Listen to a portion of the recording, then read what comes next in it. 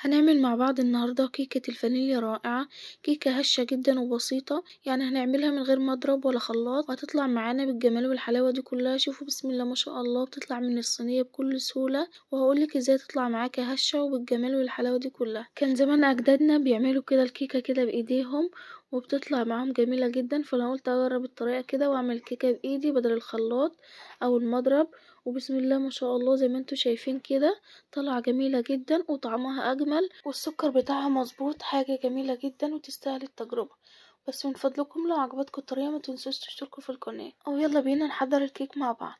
هنحتاج ل4 بيضات، وكوباية إلا ربع من الزيت، وكوباية من اللبن، وكوب من السكر، ومعانا كيسين من الفانيليا، وكيس من الكيك شيف يعني البيكنج باودر، وكوبايتين ونص من الدقيق.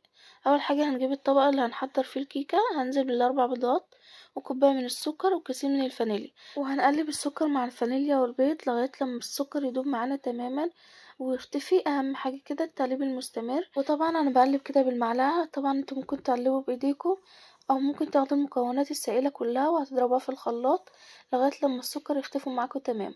وهننزل بكوباية من اللبن وكوباية الا ربع من الزيت، وهنقلب المكونات كلها علشان لو في اي نسبة من السكر تختفي معانا، ونتأكد ان السكر كله داب معانا. واهم حاجة في الخطوة دي نتأكد ان السكر كله داب معانا، علشان دي خطوة مهمة جدا. وبعد كده هننزل بكوبايتين ونص من الدقيق، وكيس من البيكنج باودر او الكيك شيف. طبعا الدقيق اللي احنا استخدمناه دقيق لجميع الاغراض، وحابة اقولك ان الكوباية اللي هتعايري بيها هي اللي هتعايري بيها جميع المكونات عندك. يعني هتعايري بيها اللبن، هي نفس الكوباية اللي هتعايري بيها الزيت، هي نفس الكوباية اللي هتعايري بيها السكر، وكمان نفس الكوباية اللي هتعايري بيها الدقيق.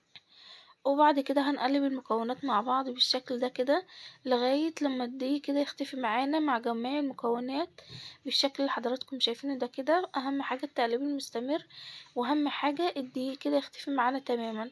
زي ما انتوا شايفين كده انا عمالة اقلب كده.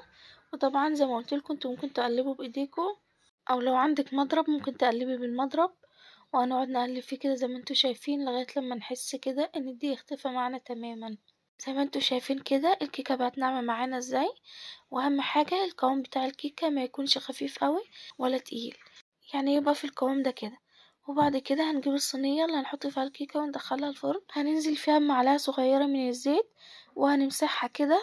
هنمسح الجناب كده بتاعت الصينية الحروف بتاعتها بالشكل ده كده علشان الكيكة ما تلزعش معانا. دي خطوة مهمة علشان لما تيجي تشيلي كده الكيكة من الصينية تتشال معاكي بكل سهولة زي ما انتوا شفتوا في اول الفيديو.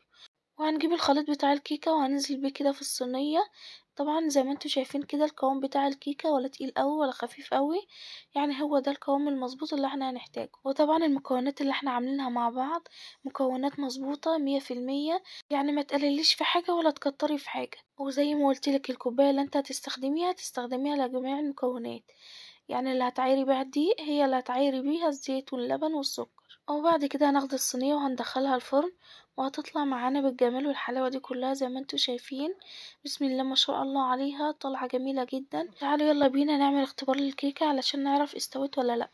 وطبعا الاختبار ده بتعمليه والكيكة لسه في الفرن، علشان لو ما كانتش استوت معاكي بتدخلها تاني. وطبعا الاختبار ده ممكن تعمليه بالعيدان الخشبية بتاعة الشيش طاووق، او بالمعلقة او بالسكينة، او لو عندك شوكة، يعني اي حاجة هتحطها كده في نص الصينية وتطلعيها. لو طلع معاها عجينة كده هتبقى لسه ما استوتش، او لو طلعت كده ممسوحة وما فيهاش اي حاجة زي ناشفة كده زي ما انتوا شايفين السكينة هتكون استوت معاكم. وهتطلعوها وهتسيبوها لما تبرد تماما، هتغطوها بفوطة وهتسيبوها لغاية لما تبرد، وبعد كده هتقطعوها بالشكل ده كده.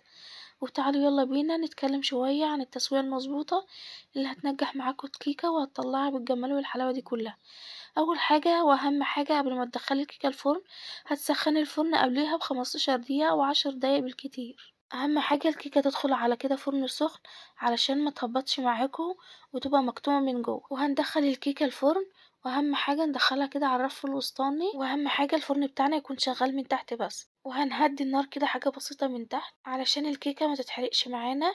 وطبعا اللون الذهبي الجميل ده كده هي بتاخده من غير ما نشغل شواية ولا اي حاجة خالص. وكمان بنختبرها كده بخلة او بالعيدان الشيش طاووق زي ما قلتلكوا وهي لسه في الفرن. هنحط فيها كده العود، لو طلع نضيف كده الكيكة بتاعتنا استوت، او لو طلع فيها عجين كده لسه، وهتدخلها الفرن لغاية لما تستوي معاكم.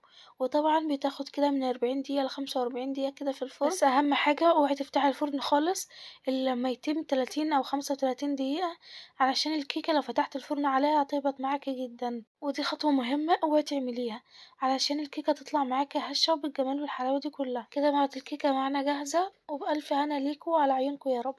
طبعا لو عجبتكم الطريقة ما تنسوش تشتركوا في القناة، ولو حابين نجرب اي وصفة مع بعض اكتبولي في التعليقات وان شاء الله هنجربها. شوفوا بسم الله ما شاء الله عليها، بتطلع من الصينية بكل سهولة. بس اهم حاجة اول ما تطلع وهي سخنة كده تغطيها وهتسيبيها لغاية لما تبرد معاكي تماما. وبألف هنا ليكوا وعلى عيونكوا يا رب، واشوفكم في فيديو جديد ان شاء الله، والسلام عليكم ورحمة الله وبركاته. ويا رب تتهنوا بحياتكم وتعيشوا بصحة وبسلام يا رب العالمين. استنى اوعى تمشي وما اقولك على حاجة كمان. الكيكة دي طبعا انا عاملاها كده لاحلى اولاد في الدنيا، هم اولادي الحلوين الجمال. طبعا هم طلبوها مني كده امبارح وانا قاعدة، قالوا يا ماما احنا عايزين ناكل كده حاجة جميلة كده واحنا في الحضانة، علشان عندهم حفلة في الحضانة فعايزين ياخدوا كده حاجة جميلة معاهم. فقالوا يا ماما نفسنا تعملنا كده صينية كيكة ناخدها معانا علشان ناكل احنا واصحابنا. فقلت لهم من عينيا حاضر، وانتوا تؤمروا باي حاجه وانا انفذها لكم. طبعا ما فيش اغلى منهم ولا اجمل منهم. فقمت بقى الفجر عملتها لهم علشان هما ماشيين الصبح ياخدوها كده معاهم. ما اقولكوش كانوا فرحانين جدا، وقلت بقى ما اصورها لكم بالمره. وبألف هنا ليهم ولكل اللي هياكل منها، واشوفكم في فيديو جديد ان شاء الله.